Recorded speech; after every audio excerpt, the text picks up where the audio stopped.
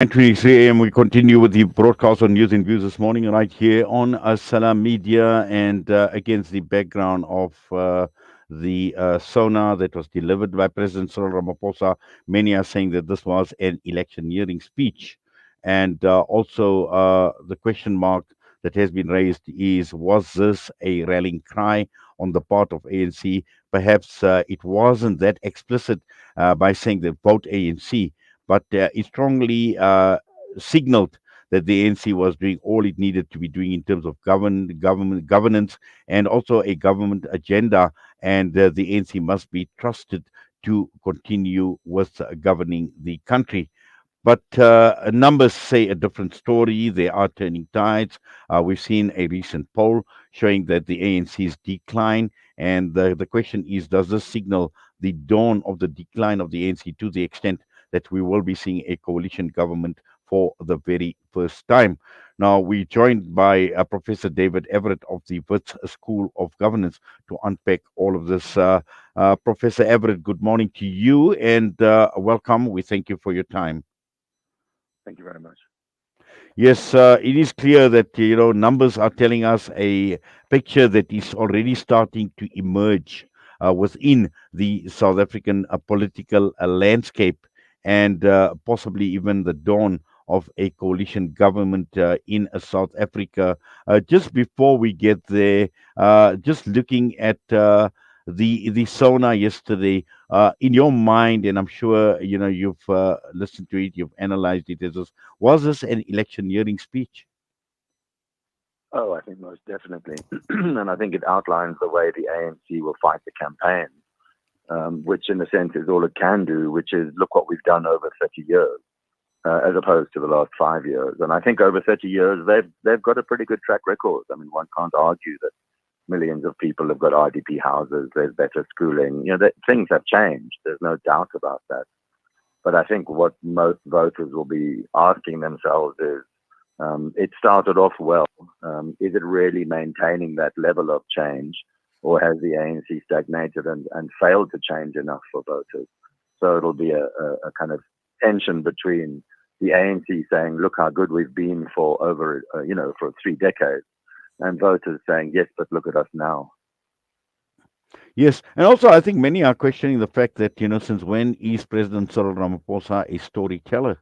Because he went at great lengths talking about Tin Swallow, a democracy's child, and talking about a child growing up in democracy, enjoying all the benefits from a democracy. But again, many are saying that. That democracy child, what is her status at this point in time? Where is she? Is there a future for her? Is she out in limbo? And all of this put together. So I just needed your thoughts on that as well, Prof, before we get to talking about the decline of the ANC as some of the numbers are predicting.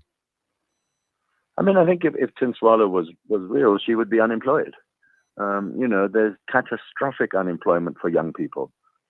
And by young people, I mean anyone from 16 up to about 35, which is what the law defines as young. And she would have been unemployed probably since leaving school. She may have got to finish school. And after that, it would just have been an endless cycle of sending off a thin CV and getting no replies, and just sitting at home waiting for something to change. So I'm not sure that picking on, and particularly a youth, a young person, she would almost certainly not be registered to vote. She would have very little interest in voting, and she would certainly, if she was going to vote, I think the only party that would be exciting her would be the EFF and not the ANC. So I think in many ways it's an example that does backfire rather badly on the ANC. Yes. Now, Prof, let's just get to this poll. And we've seen this new poll from Ipsos talking about a massive shake-up on the cards for South Africa's political landscape after the 2024 elections, to the extent that the ANC, for the first time, may possibly be even receiving less than 40% of the vote. And I'm sure you've had a look at the poll and what these numbers are actually telling us. Is there a picture starting to emerge already? Oh yes, I mean the interesting thing is that Ipsos was in field before us, but released after us. But we've got the identical figure for the ANC at 39%. and then we differ slightly by a percent or two on, the DA around a fifth and the EFF around a sixth of the votes. But there seems to be, and I would include almost every other poll I've seen, is putting the ANC at about 39. And then, of course, the people who are refusing to tell us will potentially vote on voting day. So those figures may go up.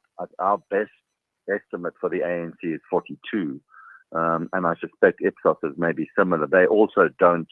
What both we and Ipsos do is allow people to do those recalculations themselves. So we show you people who say, I don't know who to vote for, I refuse to tell you, I won't vote, etc. And you can do the recalculation very easily with a little calculator to see if you took out everyone who wouldn't vote. Even then, the ANC just doesn't hit 50 in any of the scenarios you want to play with, unless you start really playing with imputing voters who have refused to tell you anything at all, which I think is when polling becomes a bit dangerous. But at this point, I haven't seen a single poll that says the ANC is going to make the halfway mark. So I think coalition government, as you were saying, is almost inevitable. Yes, and is this a trend right across the entire country, or is it just restricted to certain provinces? A national picture as far as what these polls are revealing, but also taking a look, breaking it down to the various provinces as well. What sort of picture is emerging there, Prof?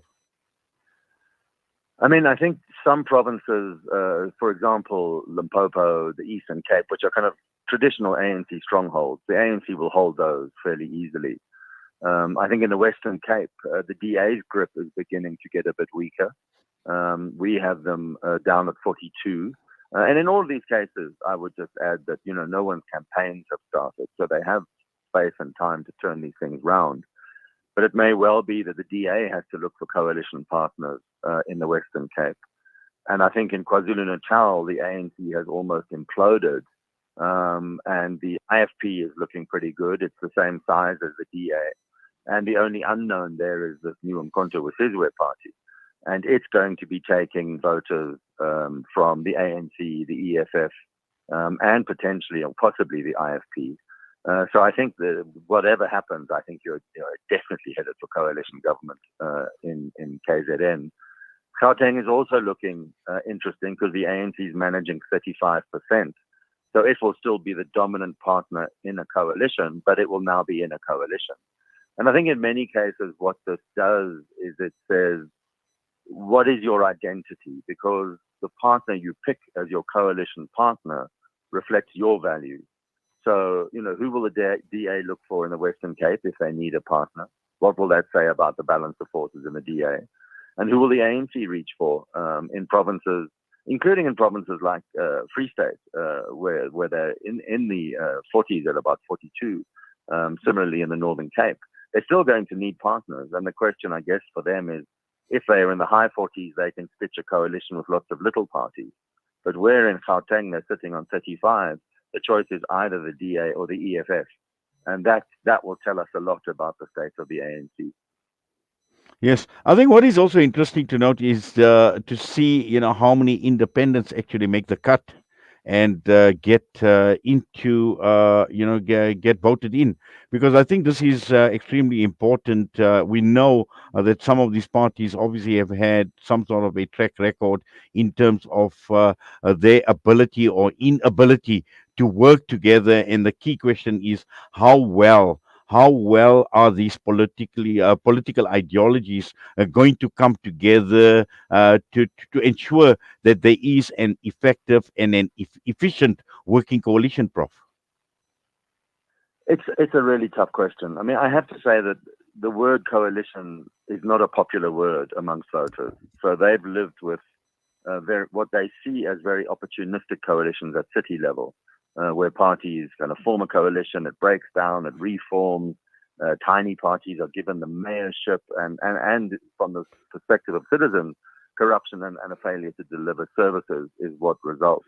So I think unless one goes in with a very clear formal agreement on a coalition, it's going to make the voters very, very angry. And I think that's why the Moonshot Pact struck voters, in our survey anyway, struck voters as attractive because although it was, each of the 11 parties were still fighting as the individual parties, they were forming not a coalition but a pact, which is a kind of formal agreement to be separate but together, and that had considerable appeal.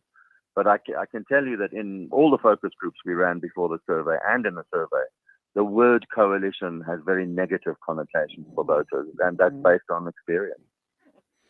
Well, like you mentioned, at city council level, we've seen so many shenanigans at play, and I shudder to think, what can take place on a provincial and a national level.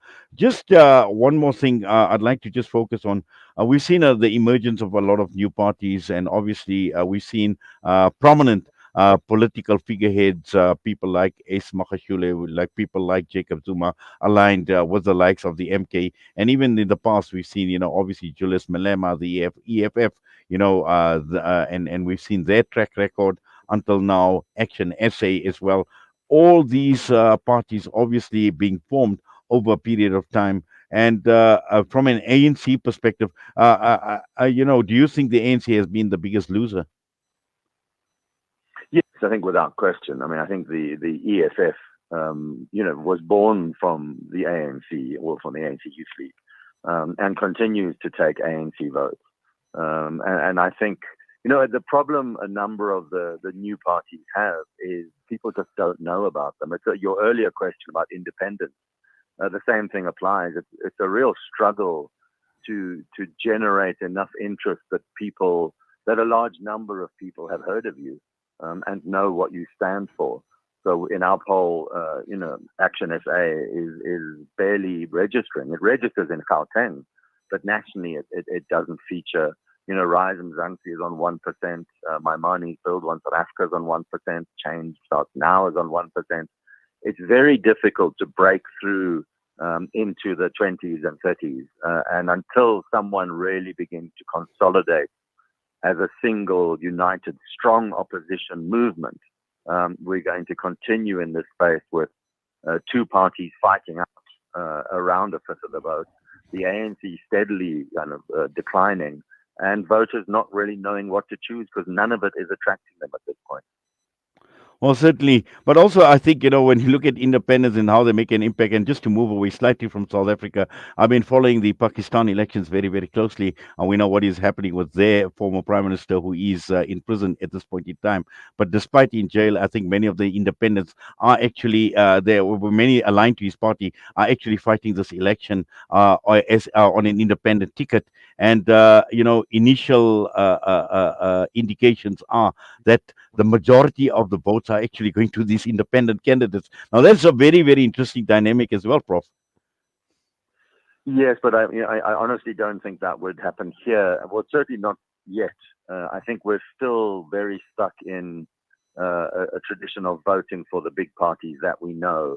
And people are still worried that if I cast my vote for an independent, am I wasting my vote? I don't think they are at all.